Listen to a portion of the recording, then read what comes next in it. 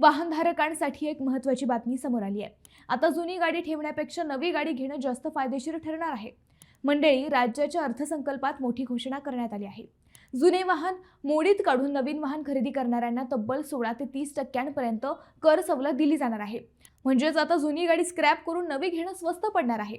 दुसरीकडे सरकारने जुन्या वाहनांवर पर्यावरण कर दुप्पट केलाय, त्यामुळे जुनी गाडी चालवणे महाग होणार आहे।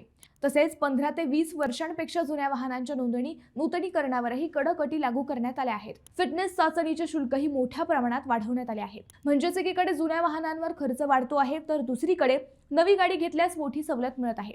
जुनी गाडी स्क्रॅप करण्याची प्रक्रिया देखील निश्चित करण्यात आली आहे। त्यासाठी परिवहन विभागाच्या वेबसाईटवर नोंदणी करावी लागते।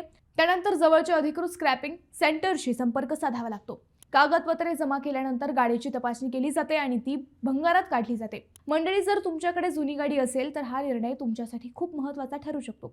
योग्य वेळी निर्णय घेतला तर तुम्हाला मोठा आर्थिक फायदा होऊ शकतो। ही माहिती इतर वाहनधारकांपर्यंत नक्की पोहोचवा। व्हिडिओ शेअर करा, लाईक करा आणि अशाच महत्त्वाच्या अपडेट्ससाठी चॅनलला सबस्क्राईब करा।